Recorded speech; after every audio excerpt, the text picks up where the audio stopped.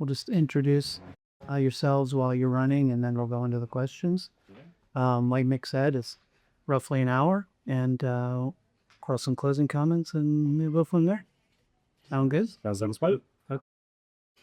Thank you. Well, Chet, why don't we start with you? Introduce yourself. Say why you're running.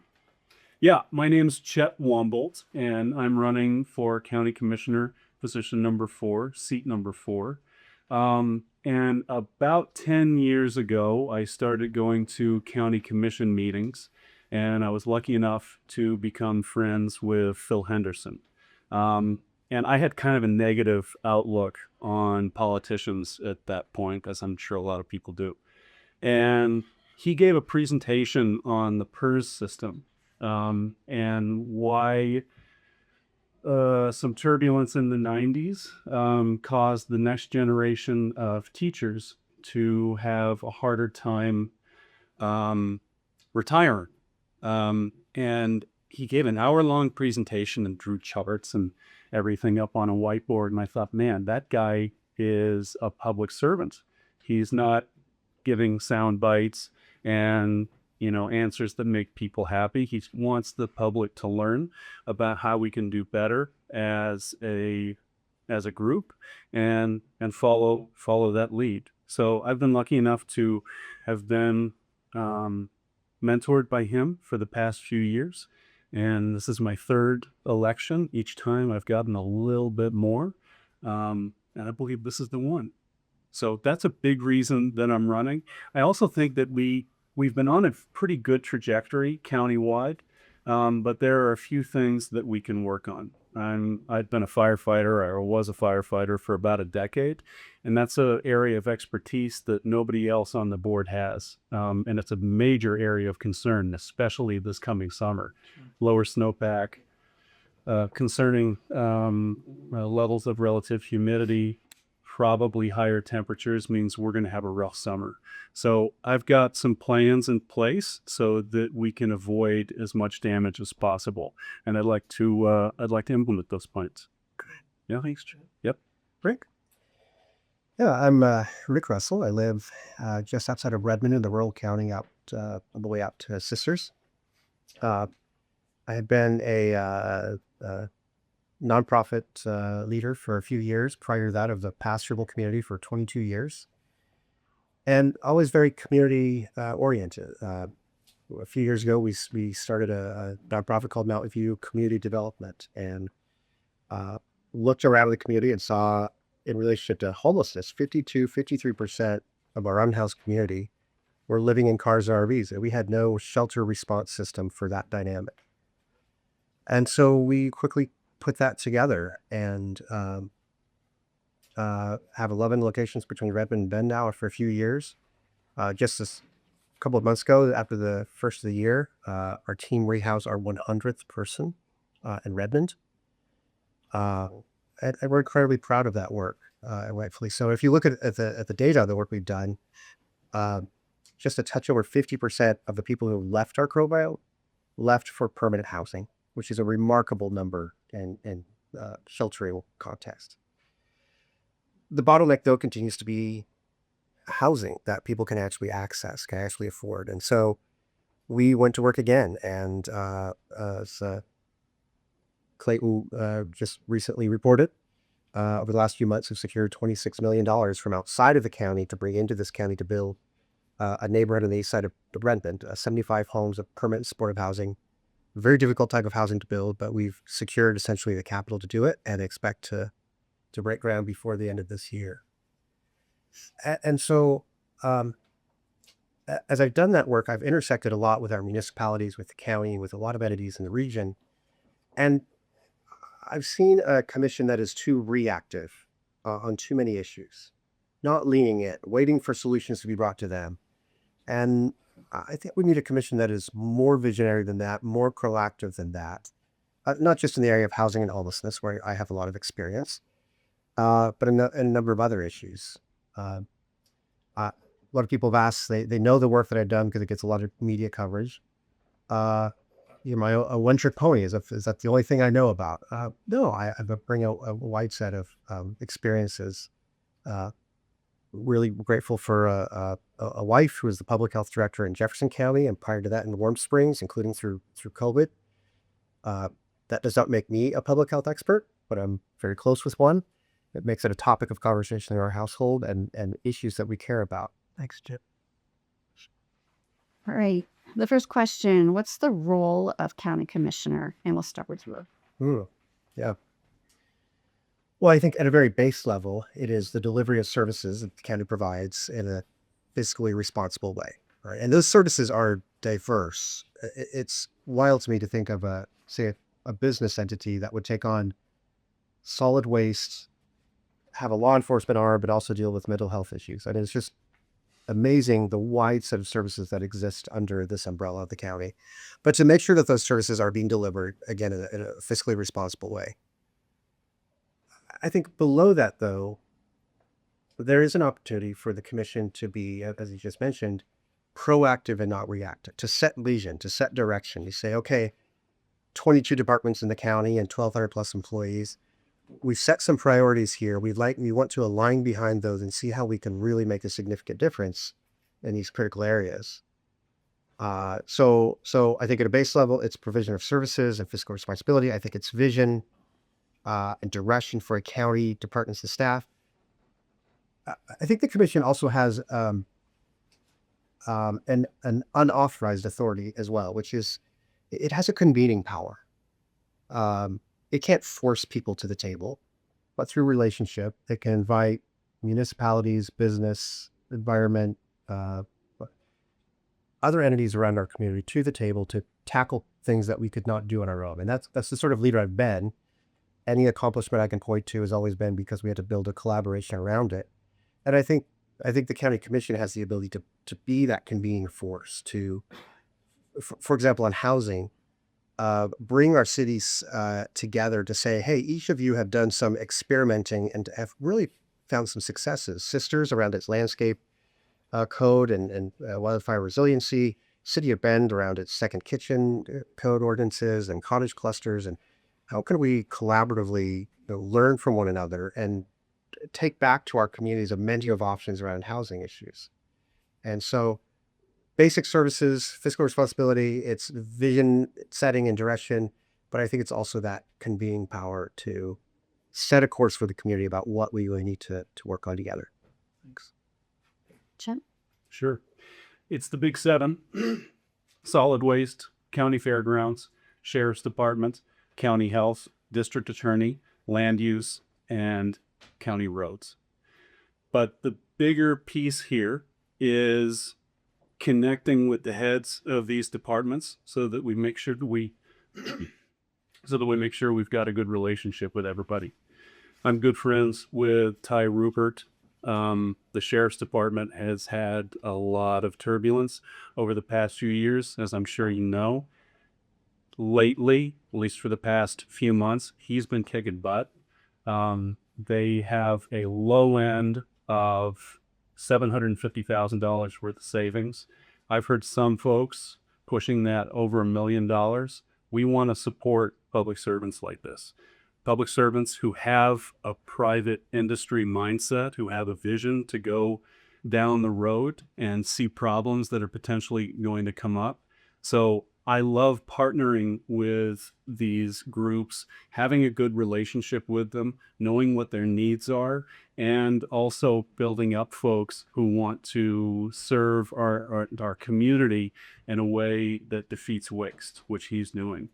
Another one is Chris Doty. So he's in charge of county roads, and he's done a very similar thing. So in the 90s, we had the roads department, public works, had over 100 employees.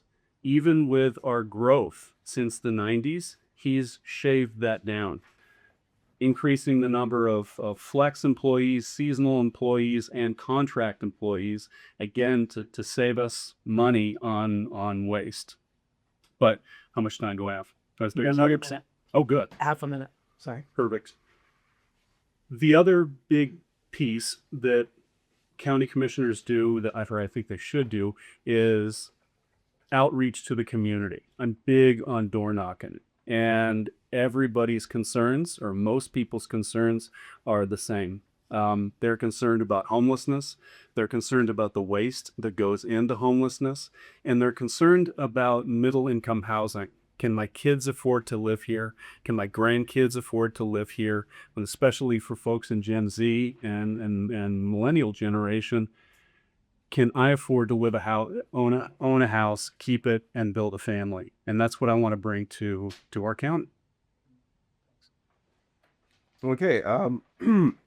What is your view of the county district map proposal? And if you were elected commissioner, would you support any future changes to the map or the redrawing of district lines? We'll start with Chet. And Chad, I want to just add a little second piece to that. Will you vote in favor, I guess? Sure. Yeah, I will vote in favor of the district mapping. I went to 8 of the 11 committee meetings for the district mapping. They had 12 options. The committee had 12 options. I believe they chose the best one. The second place was a map that split a Native community in half. The one they chose split a Hispanic community in half. So the big debate was which of those maps to use, and I have a hard time deciding which one would have been better. I would have been okay either way. So yes, I will vote for it. And also it maximizes our representation in the county. Making sure that our rural areas, making sure that Sisters and Redmond, South County, and the 2 halves of Bend have as close to equal representation as possible has to be our number one priority, because that's what democracy is all about, right? We need to be able to depend on our public systems and make sure that we're being represented accurately. And having 5 districts for 5 commissioners is the best way to do that. And to take this one step further, that there's been a proposal where we have 1 at large, I'd be opposed to that too. I believe that if we have 1 at large, that Bend is going to have 3 commissioners. And I don't think that we should give extra votes to wealthy people. I think we should oppose that as a government system. Great, thanks. Do you want to repeat it? No, I think I'm fine. But I would say, as a person who doesn't live in Bend, I'm a candidate who lives in the rural county up past Redmond. I can understand the concern of diverse perspectives around what community. I do not plan on voting. I will not be voting for this version of district that's been put forward. But there are other versions that I could support. It's often referred to as the Missoula model, after Missoula County, Montana, where you create geographic districts so that you have representation from around the community, but voting remains at large. And by doing that, you eliminate that parochialism that is embedded in having districts that have to compete with one another for resources. We could take the example of the landfill that's going to be sited soon. In a different scenario, you could have a commission saying, well, yes, we need a landfill, but it should be in that district over there. There's some research on this around housing, around cities that are organized by, are partitioned by district, alderman systems and so on, that show that there's less affordable housing produced in government systems like that, because everybody agrees we need more affordable housing, but it probably shouldn't be in the neighborhood that my district is a part of. It should be in that district over there. And we do to avoid that sort of leveraging of resources or pushing away certain projects. I do not have a lot of trust in this particular process that was put forward. From the outset, it was obvious a year ago what was going to happen. It was that there would be 2 Bend districts and 3 rural districts. Redmond would like to be one, given its population, approximately 1/5 of the county population. So we could see what was happening. This was an attempt to systematically create an advantage for one party over another. And I think anytime politicians are putting their thumb on the scale to choose their voters, that is not serving democracy well. We just saw that yesterday, or the day before, with the president putting out an executive order putting new limitations on mail-in balloting in effect to essentially choose his voters. This is a significant disagreement between Chet and I on this. I believe in our mail-in voting system. Chet has made statements that he thinks voting should be on one day in person. And I think we need better representation in that. And this districting process has not gotten us to a point of better representation. It's just creating an advantage for one party over another. Chet, you want to respond just regarding mail-in voting? Sure. And ask that question, but Sure. Yeah. The area that I grew up in, we had voting on one day, and people could still petition to have a ballot sent to their home and they could mail it in. But the standard was that people would, number one, have the day off, which I support entirely, and that we would come to one place and that we would vote in person. This brings a level of confidence to our voting system that I don't think another method can. And I'm in support of it. thank you. Yeah. I believe, Rick, we're at you. Oversight of the sheriff and the sheriff's department is a role of the commissioners, although they are elected independently. How would you go about ensuring proper oversight? And as a kind of lean-in, do you feel there has been proper oversight previously? Yeah, that's a good question.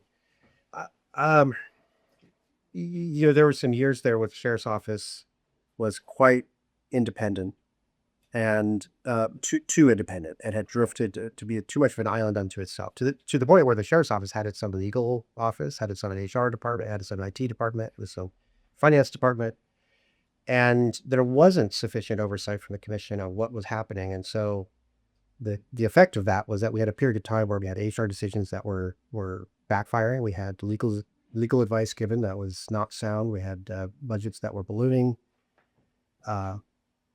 And so there's been a lot, as Chet mentioned, there's been a lot of transition at the sheriff's office and leadership.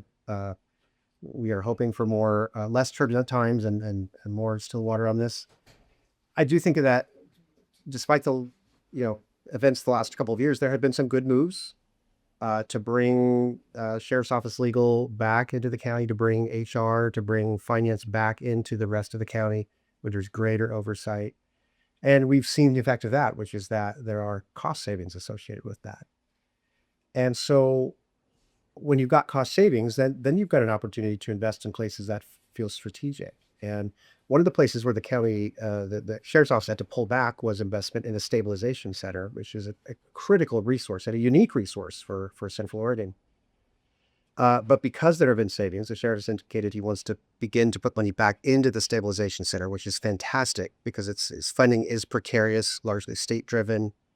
And so that is the effect of a sheriff's office that is managed more tightly, and there's more oversight. And the effect is folks who suffer with mental health conditions will receive better service in our community because of it.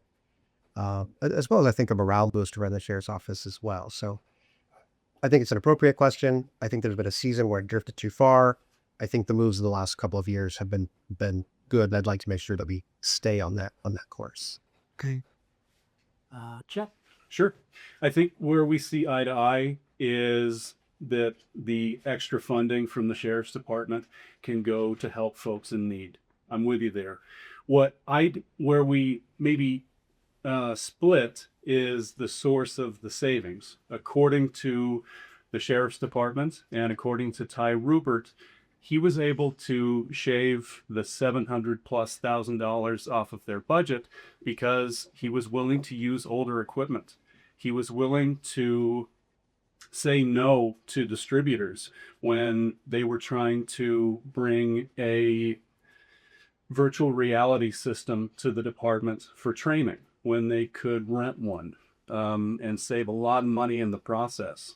To use a slightly cheaper red dot system on their pistols instead of the almost $1,000 red dot system that the previous sheriff wanted to use. So really what this comes down to is vision and the bravery to say no. And a big issue with government systems and people who've been entrenched in receiving tax money, grant money, both from state and federal levels, is that they lose that, they get into that grant mindset where we have to spend it by the end of the year so we can get it the next year. And in private industry, we can't do that. If there are hard times up ahead, we need to start eating beans. And, yeah, and we can't afford to have more grant mindset in the public space. We can't afford it with our budget, and we certainly can't afford it with the morale level that we have had over the past few years with the sheriff's department. Thank you. All right. The next question is about the fairgrounds. The Deschutes County Fair and Expo Center, to our knowledge, is experiencing financial challenges right now. How can commissioners ensure better financial oversight of the fairgrounds, and what's your approach as it seeks to both expand the facilities and also deal with the financial difficulties? Chet. Me first. Yeah, we're so lucky to have the fairgrounds. So many great events happen there, and it is, the commission has the honor of being able to shape that resource and what assets are there. So there's a couple pieces here. How can we afford it? And how can we maintain and expand the services of that outlet? Let's start with potential expansion. The area around the fairgrounds is pretty big. And we have a lot of families in our area, including my daughter plays volleyball and softball and soccer. We have a lot of clubs around this area that have to go to other areas in order to play their sports.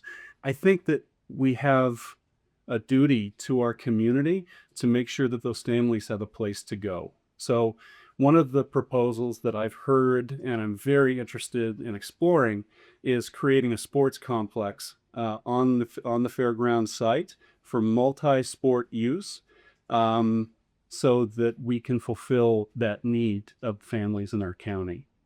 And then where's the money going to come from?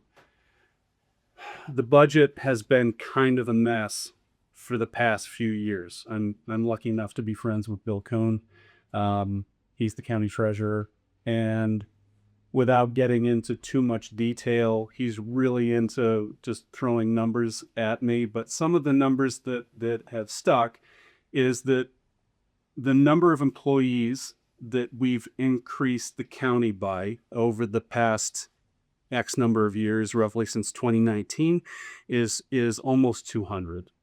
And so, and the funding, the source funding for those jobs was federal and state level grants. We can't depend on federal and state level grants forever. And we're starting to draw out of our general fund to supply funding for those jobs. So we've got to do some serious make some serious choices at the county level where we're going to choose to put money. And you know, the analogy that I make is this. A few years ago, it's like we're all a family and we went on a game show and we won a trip to Hawaii. Amazing. We all get to go to Hawaii, but it's only one summer. The following summer, the family says, oh, we want to go to Hawaii again, but now we have to draw out of savings in order to make that trip happen. We're on summer 5, 6 now, and we've been drawing out of savings the whole time. And as a county, we need to start making some better choices. Okay. Yeah. Thank you. Rick, do you want to repeat the question? If fairgrounds and budgets and fiscal responsibility. Yeah. The fairgrounds is intended to be an enterprise department, much like solid waste is, right? Where user fees offset the expenses that are incurred by the department. And that's been a challenge for the Fair Expo Center. Fair budget is separate, but it's the same issue. Sometimes the fair, many years, the fair does not cover its own expenses. More recently, it has, and a lot of credit go to Jeff Hines, who I think back in 2019 really began to wring a little bit more out vendors and particularly for the fair, but also bringing in larger groups who could pay more to rent facilities and got some budgets back for the red, back in the black. But it is very tight every year since then. And the trade-off of that is when you bring in larger venues, you bring in larger concerts, bring in these events, that it makes facilities less available to the community, especially for low groups that don't have a lot of money. Your 4-H groups and education programs that benefit, youth and community members of Deschutes County. So that's a significant trade-off. And to make up for that, the fairgrounds has drawn a portion of the transient lodging tax to try to offset that. To this point that Chet was making about the sports complex, the expansion, this is a critical challenge, right? So the DSL land swap, the 130 acres that we to the south of the fairgrounds, owned by the state Department of Lands, is supposed to be a trade, about a $6 million property, to trade that with a piece of county-owned property off of 17th Street in Redmond. That deal has been in process for 20 years and has not gotten across the line because the state doesn't want the property off of 17th Street in Redmond because there are about 150 to 200 people homeless living on that property. And the state's saying, like, we'll move forward with the deal, but we're not going to take on your homeless problem for you. Deschutes County, City of Redmond, we need you to deal with this appropriately. And so this is another point where homelessness has a cost. It's an invisible cost, but it's the lack of economic development that could be happening at the fairgrounds right now because we have not sufficiently dealt with adequately responding to homelessness in the Redmond area. And that's a critical project. Right now, there's the managed camp, and we could go into detail there, but this I think reactive leadership on homelessness from our current commission is preventing economic opportunity for our fairgrounds right now, and it doesn't need to be that way. Thanks. What role should the county play in addressing homelessness? And do you support the notion of managed camps funded by county dollars? We'll start with Rick. Yeah, as I was mentioning, yes, there absolutely is a role. So there's no county department of homelessness, and the cities don't really have that. Which is part of the problem, is that homelessness sort of falls between the cracks of multiple municipalities, their departments. Right? Is this a law enforcement issue? Is this a public health issue? Well, the answer is it's a community challenge. Right? We need a community response. Managed camps, yes, but here's the challenge with managed camps. If I go to the street and say, hey, do you think we need a managed camp to 10 different people? We would get a response there'd be 10 different visions of what a managed camp actually is. I can tell you, as someone who has taken an idea and turned it into an operation, that the devil is in the details on these things. And I have concerns. We have a managed camp that's being set up between the city and the county in Redmond right now. I've been at the table in those discussions. And while I love my municipal partners, we've often approached this as a municipal, as an engineering project, right? Where's the road going to go? Where's the fire hydrant going to go? How tall is the fence going to be? But not given sufficient look at how is this going to operate? How will this be safe? What is appropriate budgeting a budget for an operation like this? And if you do this poorly, if you underfund this, what happens is you run the risk of creating an environment that is not safe, that people will not use, it will not be functional, or dangerous things happen there. I go back to my years in St. Louis, where I worked around public housing developments. We put a lot of poor people in a very tight space, underfunded it, and then you had relationships of animosity with law enforcement. To some degree, we may repeat some of those very same failures with the public housing projects of the 1950s and 60s with our own homelessness problem here in Central Oregon. And it doesn't need to be that way. I think there's a different way forward. The county absolutely should be a part of this, but it is going to be a collaborative effort.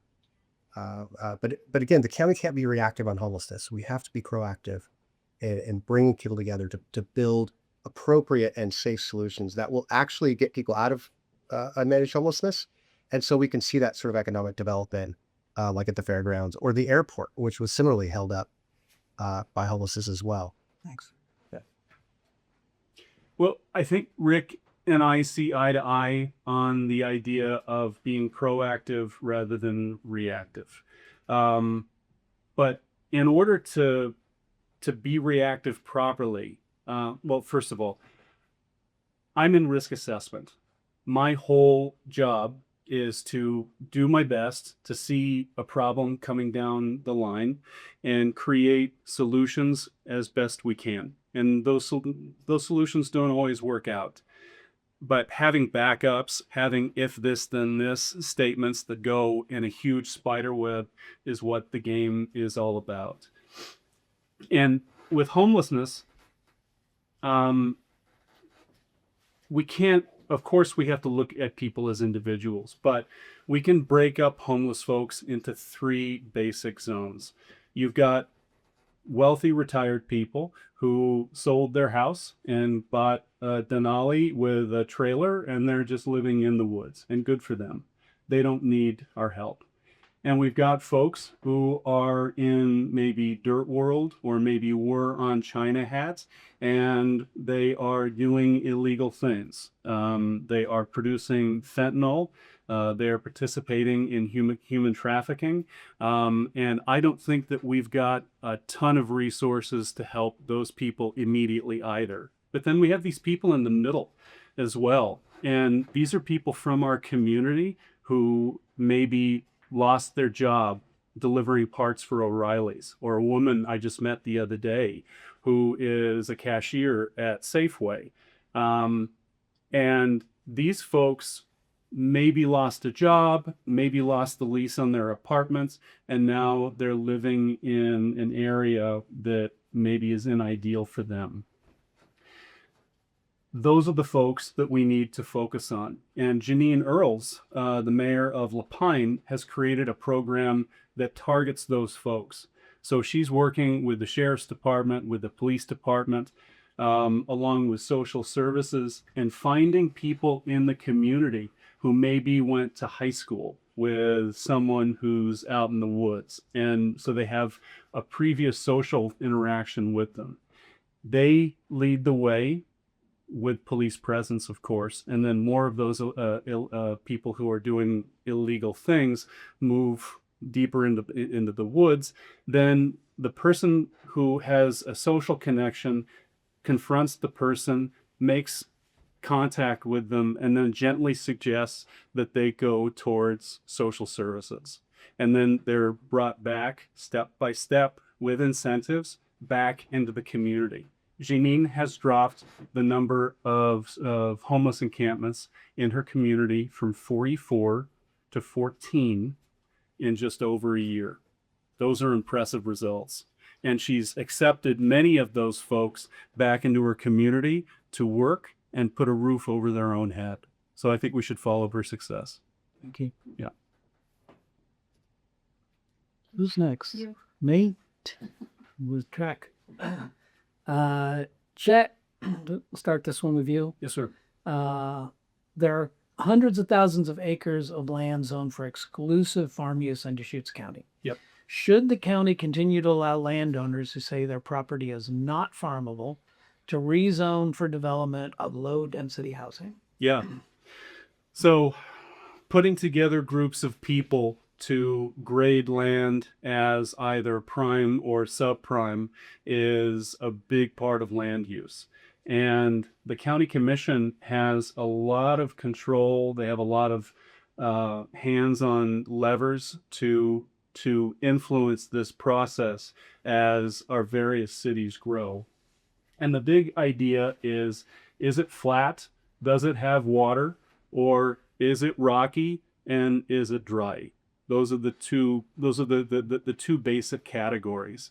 And unfortunately, there's a lot of incentives behind developers to encourage groups to label things in different ways.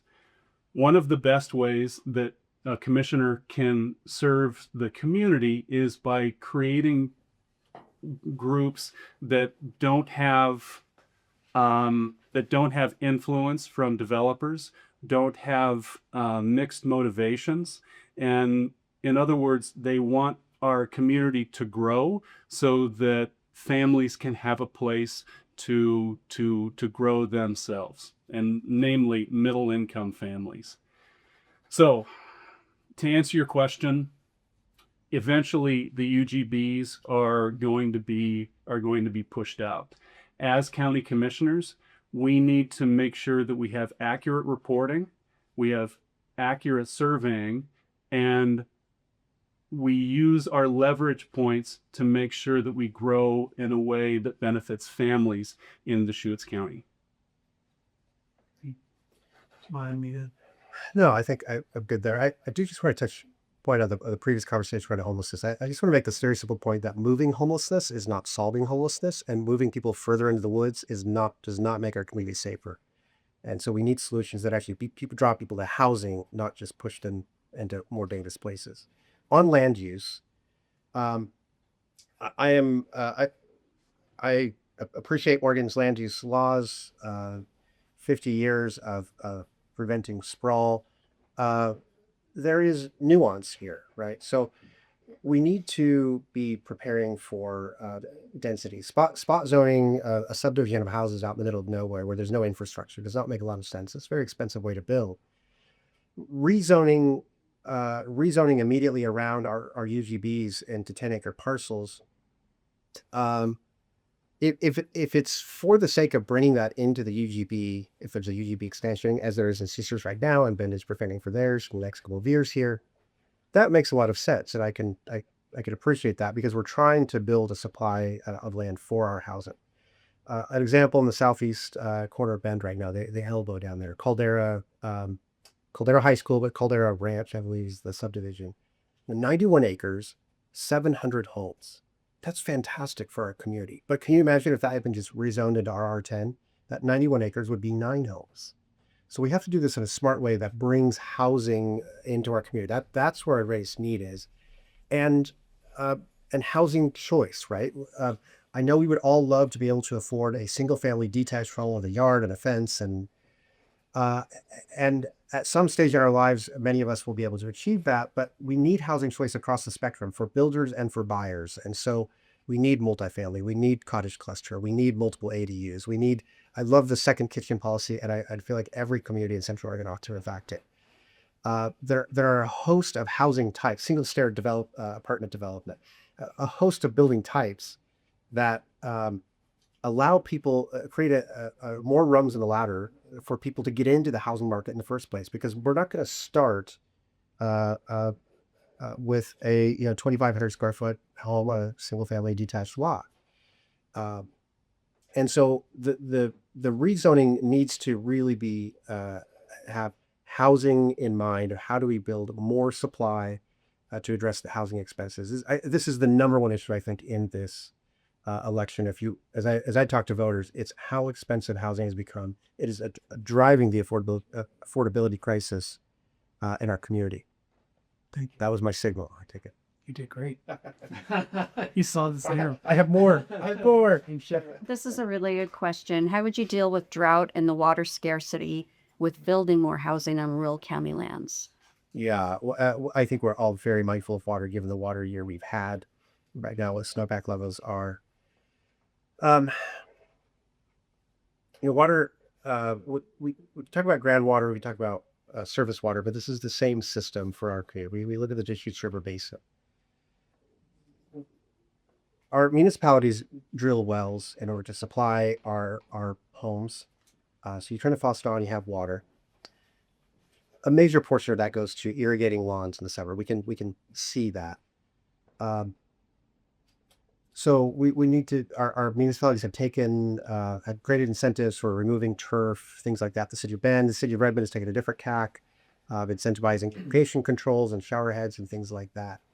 But what the Oregon Water Resources Department has said is that we're not going to issue new permits for new wells for municipalities in an aquifer that is unstable. And our aquifer is unstable. We have been losing 20 feet of water table over the last 20 years. And that is largely driven by climate change. And we all know, we experience how much warmer it is. I've lived here long enough to experience that. I've talked with farmers who moved here when irrigation opened in the 40s for them, and they talked about every winter ice skating on their ponds. That doesn't happen anymore. So we've empirically seen the evidence of warming, and it's impacting our water. So this is a challenge. Now, greatest opportunity for water, the most waste we experience right now is in irrigation. Right? 87% of our surface water being rerouted to farms. And in a year like this, our neighbors in Jefferson County will pay the price for this most acutely as junior water rights holders. And those are farms that are producing food for our community and our nation. The net effect of that is that you've got farms that are gobbling up other farms just so that they can have the water acreage to sustain their initial plot of land. So there are all sorts of pardon the pun, but downstream effects from low water that we're experiencing right now. Solutions to that are going to be incentivizing pressurized systems, incentivizing people away from flood irrigation, canal piping, all those measures that keep water in our reservoirs or back in the stream. Thank you. Same one. Yep. So Rick mentioned 87% going, 87% of water going to farms. I've heard 90, but we're basically in the same zone there. So if we're going to address a problem, the first trick is to know what our split is. So we got roughly 90%, let's call it, going to farms, 5% commercial, 5% residential. So I'm with you. We need to minimize water usage at a residential area, in residential areas. But is that the best thing that we can do as a county? No. We can make farms more efficient. We can encourage farms to use methods other than the flood method to water their crops. We can make our canals, we can line them with less permeable materials so that more of the water gets from source to usage point. So your question was about housing, and there are absolutely things that we can do as housing is developed to make sure that they're as efficient as possible when it comes to water usage. But the gorilla in this fight is farms and making sure that those farms are as efficient as possible. That's how we're going to get our water tables back up and make ourselves more efficient. Great. Yeah. Okay. What role should the county play in wildfire prevention efforts? Chet, we'll start with you. That's right up your alley. Yeah. So I was a firefighter for about a decade. I also worked for the federal government doing search and rescue. Hurricane Katrina, Hurricane Rita. I was in New Orleans after Hurricane Katrina, but by the way, it was a wild time.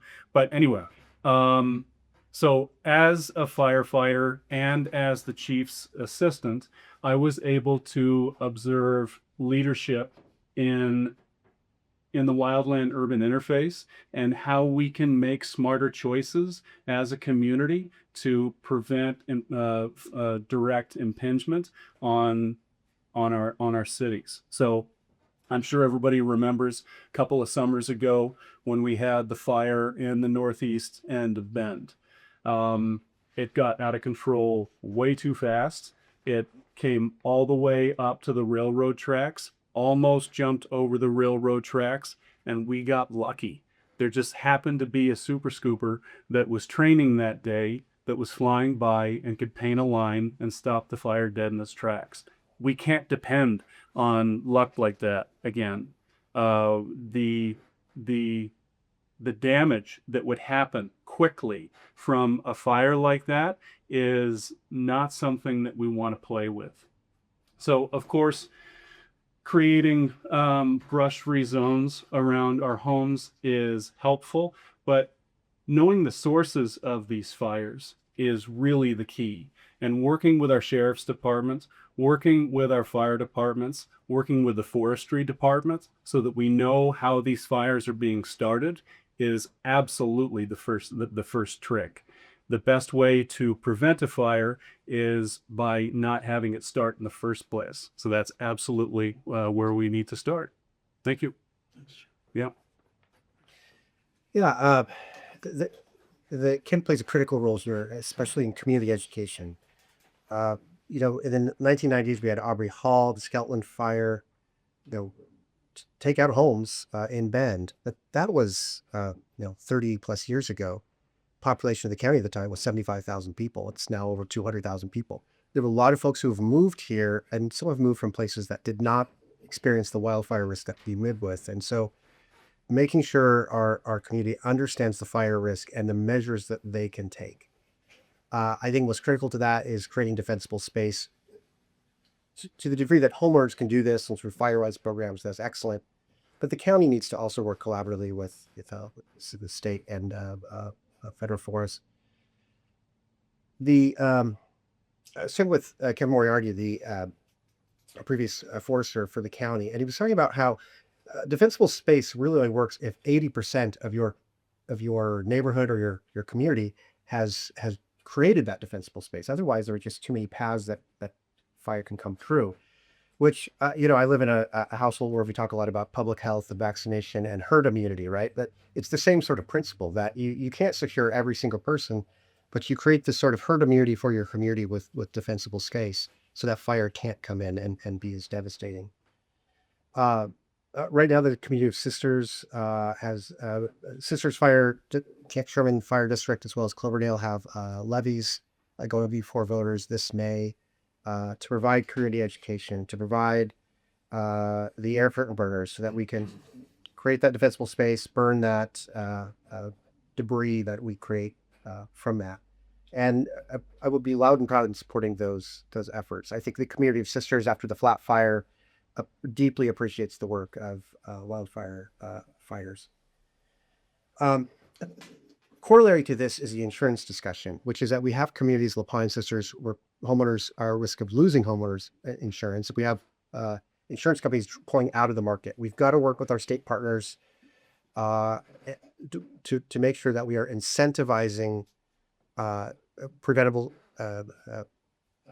defensible space around homes, fire hardening, so that when people use fire hardened building materials, or they clear space around their house, their insurance reflects that. And I think the best path forward there is with the IDHS, the Insurance Institute for Business and Home Safety. And I would go into that, but I suspect I'm probably out of time. You're good. Did I guess correctly? You're good. Okay. Your internal clock is Okay. It was good.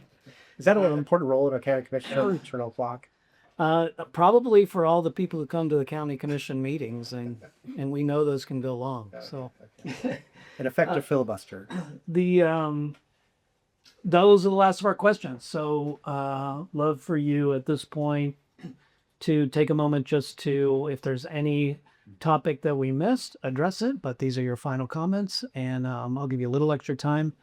We will start with Brick. Yeah. Well, thank you for the opportunity to be here. Appreciate it. A couple of topics we haven't gotten to: mental health access.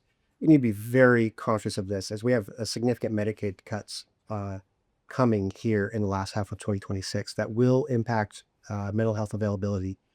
Health services receive significant funding, can bill for many of its services to Medicaid, and we're going to see a loss there. Some of that personnel expansion that Chet was talking about largely is in health services through and much of that through Medicaid. And so we may experience a mental health crisis and not be prepared for it here in coming months. Public health. These are critical programs. This is WIC for young moms. This is Family Connects, making sure a nurse visits a new mom and baby in the weeks after childbirth, making sure that child is healthy, and making sure mom is healthy. The top 3 causes of maternal death after a woman gives birth are hemorrhaging, infection, which we understand, and suicide from postpartum depression that goes unrecognized. We have programs to respond to that, and all of those are at risk right now because of federal cuts. I would say the work that we do, these are big topics: wildfire, housing, homelessness, mental health. These are problems so big no single commissioner can solve them. And some of these problems are so big no single county government can solve them. They all require collaboration.